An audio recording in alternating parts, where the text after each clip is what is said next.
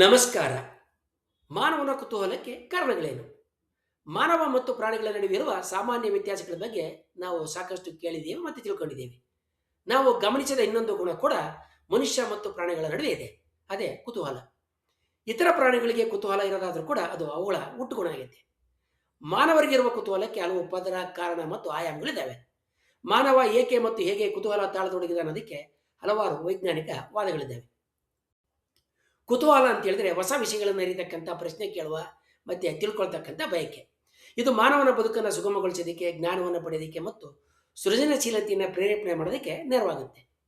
ಮಾನವರ ಬೌದ್ಧಿಕ ಬೆಳವಣಿಗೆ, ಸಮಸ್ಯೆಯ ಪರಿಹಾರ ಮಾಡತಕ್ಕಂಥ ಶಕ್ತಿ ಮತ್ತು ಸಾಮಾಜಿಕ ಮತ್ತು ಸಾಂಸ್ಕೃತಿಕ ಬೆಳವಣಿಗೆಗಳಲ್ಲಿ ಕುತೂಹಲದ ಪಾತ್ರ ಬಹಳ ದೊಡ್ಡದು. ಮಾನವರು ವಿಶ್ವದ ಬಗ್ಗೆ ಆಳವಾದ ಕುತೂಹಲ ಹೊಂದಿರೋದಕ್ಕೆ ಹಲವಾರು ಕಾರಣಗಳಿದ್ದಾವೆ. ಇದಕ್ಕೆ ಜೀವ ವಿಕಾಸ, ಮನೋವಿಜ್ಞಾನ, ಜೀವವಿಜ್ಞಾನ, ಸಂಸ್ಕೃತಿ ಮತ್ತು ತತ್ವಶಾಸ್ತ್ರಗಳು ಹಿನ್ನೆಲೆಯಲ್ಲಿ ಕೆಲಸ ಮಾಡ್ತಾ ಇರ್ತವೆ. ಡಾರ್ವಿನ್ನನ ವಿಕಾಸವಾದದ ಪ್ರಕಾರ ಪರಿಸರವನ್ನು ಅನ್ವೇಷಿಸುವ ಜೀವಿಗಳು ಹೆಚ್ಚು ಯಶಸ್ವಿಯಾಗಿ ಬದುಕಿ ಉಳಿತವೆ. ಹೊಸ ಆಹಾರದ ಮೂಲಗಳನ್ನು ಹುಡುಕೋದು, ಅಪಾಯವನ್ನು ಮುಂಚಿತವಾಗಿ ಗುರುತಿಸೋದು, ಹವಾಮಾನ ಬದಲಾವಣೆಯನ್ನು ಗಮನಿಸ್ತಕ್ಕಂಥದ್ದು ಮತ್ತು ಅವುಗಳಿಗೆ ತಕ್ಕಂತೆ ಜೀವನ ಕ್ರಮವನ್ನು ಬದಲಿಸ್ಕೊಳ್ಳೋದು ಜೀವಿಗಳು ಉಳಿದು ಉಳಿಯೋದಕ್ಕೆ ಮುಖ್ಯವಾದ ಸಾಮರ್ಥ್ಯಗಳಾಗಿದ್ದವು. ಇದು ಸಂತಾನದ ಮೂಲಕ ವಂಶಾನುಗತವಾಗಿ ಹರಿದು ಬರುವಂಥ ಲಕ್ಷಣ ಆಗಾಯಿತು. ಆದಿಕಾಲದ ಮಾನವರಿಗೆ ಪರಿಸರವನ್ನು ಅರಿಯೋದು ಜೀವ ಉಳಿಗೆ ಅತ್ಯಂತ ಮುಖ್ಯವಾಗಿತ್ತು. ನಮ್ಮ ಪೂರ್ವಜರು ಕಾಡುಗಳಲ್ಲಿ ವಾಸ ಮಾಡ್ತಾ ಇರಬೇಕಾದ್ರೆ ಬದುಕುಳಿಯೋದಕ್ಕೆ ಹೊಸ ವಿಷಯಗಳನ್ನ ತಿಳಿಯೋದು ಅತ್ಯಗತ್ಯ ಆಗಿತ್ತು. ಅಪಾಯದ ಅರಿವು, ಆ ಪದೇ ಹಿಂದೆ ಏನಿದೆ ಅಂತ ತಿಳಿತಕ್ಕಂಥ ಕುತೂಹಲ ಅಪಾಯದಿಂದ ಮನುಷ್ಯನನ್ನ, ಆದಿಮಾನವನನ್ನ ಪಾರು ಮಾಡ್ತಾ ಇತ್ತು. ಉದಾಹರಣೆಗೆ ಹೇಳೋದಾದ್ರೆ, ಹಸಿವು ಅಥವಾ ಕಾಡು ಪ್ರಾಣಿಯಿಂದ ಪಾರಾಗೋದಕ್ಕೆ ಅವನು ಹೊಂದಿರತಕ್ಕಂಥ ಕುತೂಹಲ ಅದನಿಗೆ ಬಹಳ ನೆರವಾಯಿತು. ಸಂಪನ್ಮೂಲಗಳ ಹುಡುಕಾಟದಲ್ಲಿ ಕೂಡ, ಹೊಸ ಆಹಾರದ ಮೂಲಗಳ ಹುಡುಕೋದ್ರಲ್ಲಿ, ನೀರಿನ ಸೆಲೆಗಳನ್ನು ಪತ್ತೆ ಹಚ್ಚೋದ್ರಲ್ಲಿ ಕೂಡ ಕುತೂಹಲ ಒಂದು ಪ್ರೇರಣೆಯನ್ನ ನೀಡಿತು. ಆಕಾಶ, ಋತುಚಕ್ರಗಳು, ಸೂರ್ಯಚಂದ್ರಗಳ ಚಲನೆಯನ್ನು ತಿಳಿದುಕೊಳ್ಳೋದು ಆಹಾರ, ಕೃಷಿ ಮತ್ತು ಭದ್ರತೆಗೆ ಸಹಾಯ ಮಾಡಿತು. ಕುತೂಹಲ ಅಳಿವು ಉಳಿವಿನ ಉಪಕರಣ ಆಯಿತು. ಮನುಷ್ಯ ಬುದ್ಧಿವಂತ ಜೀವಿಯಾಗಿ ರೂಪುಕೊಳ್ಬೇಕಾದ್ರೇ, ಬುದ್ಧಿವಂತ ಜೀವಿಯಾಗಿ ಮೈತಾಳ್ತಿರ್ಬೇಕಾದ್ರೇ ಮಾನವನ ಮೆದುಳು ಏಕೆ ಹೇಗೆ ಅಂತ ಕೇಳುವಂತೆ ರೂಪುಗೊಂಡಿತು, ಅಂದರೆ ವಿಕಾಸಗೊಂಡಿತು.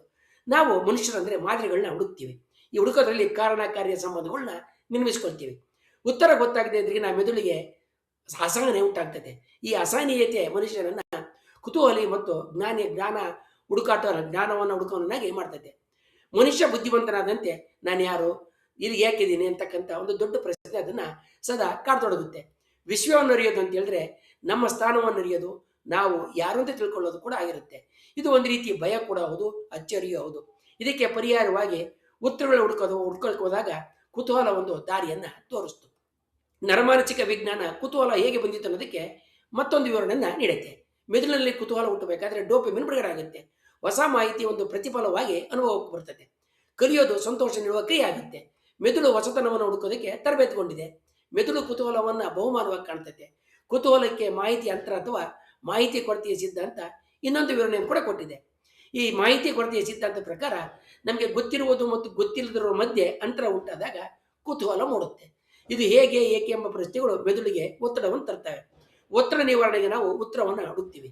ಕುತೂಹಲ ಅನ್ನೋದು ಜ್ಞಾನದ ಕೊರತೆಯಿಂದ ಉಂಟಾಗ್ತಕ್ಕಂಥ ಒಂದು ಮಾನಸಿಕ ಅಸ್ವಸ್ಥತೆ ಅಂತ ಈ ವಾದ ತಿಳಿಸುತ್ತೆ. ಆಧುನಿಕ ಭೌತ ವಿಜ್ಞಾನದಲ್ಲಿ ಮೆದುಳು ಒಂದು ಮುನ್ಸೂಚನಾ ಯಂತ್ರ. ಅದು ಸದಾ ಮುಂದೆ ಏನಾಗ್ಬೋದು ಅಂತೇಳಿ ಊಹೆ ಮಾಡ್ತಾ ಇರ್ತದೆ. ಊಹೆ ತಪ್ಪಿದಾಗ ಅಂದ್ರೆ ಪೂರ್ವಾನುಮಾನ ದೋಷ, ಅಂದ್ರೆ ಪ್ರಿಡಿಕ್ಷನ್ ಎರರ್ ಉಂಟಾಗ್ತದೆ. ಈ ದೋಷವೇ ಕುತೂಹಲಕ್ಕೆ ಕಾರಣ. ಈ ವಿಶ್ವವನ್ನು ಉತ್ತಮವಾಗಿ ಊಹಿಸೋದಕ್ಕೆ ನಾವು ಇದರಿಂದ ಕುತೂಹಲದಿಂದ ಕರಿತೀವಿ.